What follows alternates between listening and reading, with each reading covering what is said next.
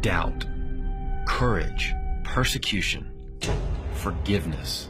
This is the story of how God is using one young man, touched by the ministry of leading the way, to transform an entire region for Christ.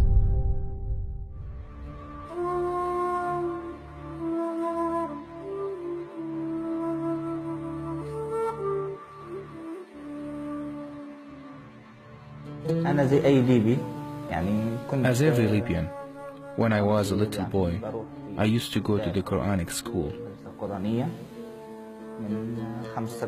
From age 5 until I became 20, which means I spent 14 years.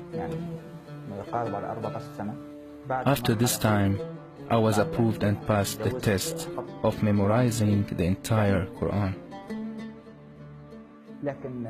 But after studying the Sharia law, not the Quran itself, Islam was completely exposed with its hidden reality.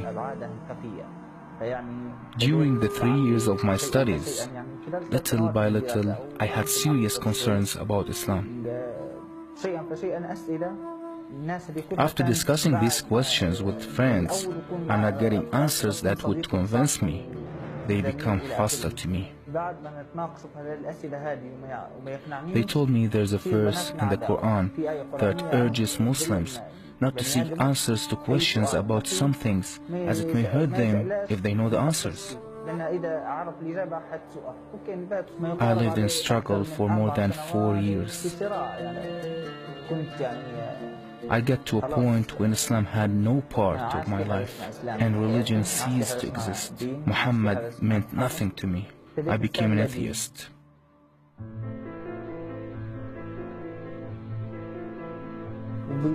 By mere accident, when I was in Libya, I was navigating TV channels to find something entertaining, until I got to the Kingdom Sat TV channel, which was showing a song.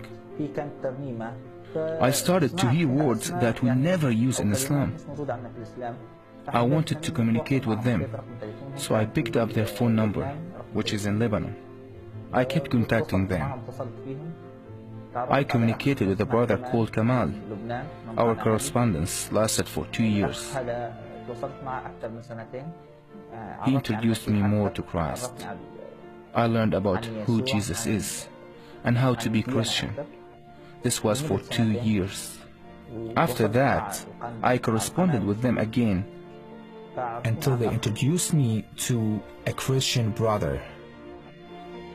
When I arrived in Jordan, I met with a brother from Kingdom Sat who had a friend with him. I spent 3 months studying with that brother. We studied many subjects, focusing on the Christian faith. We studied how to live with Christ, fellowship with Him, and be part of the church. I accepted Jesus' salvation in Jordan, and I got baptized. And now, the next step to follow will be to serve the Lord in my country, Libya.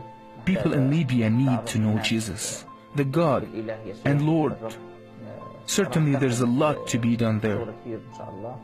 Soon after Shahid left Jordan for Libya, Leading the Way lost contact with him. After 2 months of silence, we learned that Shahid's own father, angered by his Christian conversion, had reported him to the government. Shahid had been intercepted at the border. When we regained contact, Shahid was in a refugee camp, where 2 Muslims tried to murder him.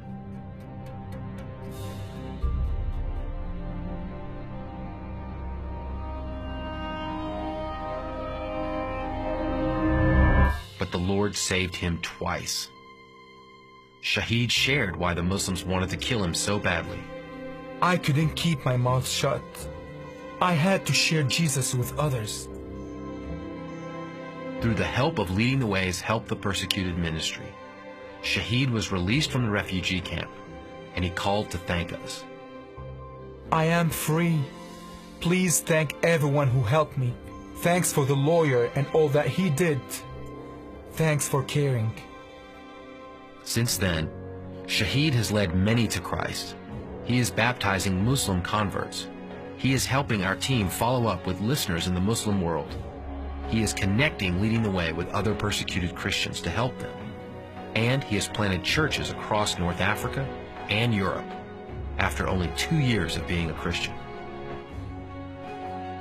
Recently, Shahid shared an update with us, a picture of him baptizing new believers on the same shores where ISIS beheaded 21 Coptic Christians.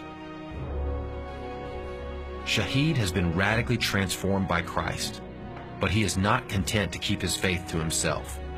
Through his life and the lives of many others, the Church of Acts is being lived out today, even in some of the darkest places in the world. And his story is just beginning. Leading the Way is actively discipling many Shahids around the world, reaching into closed countries with the gospel message. His story shows how God can use one broadcast to impact not just one person, but many lives for Christ. We pray the Lord would help us in this endeavor to serve Him more and make His word known to people. May the Lord bless you all.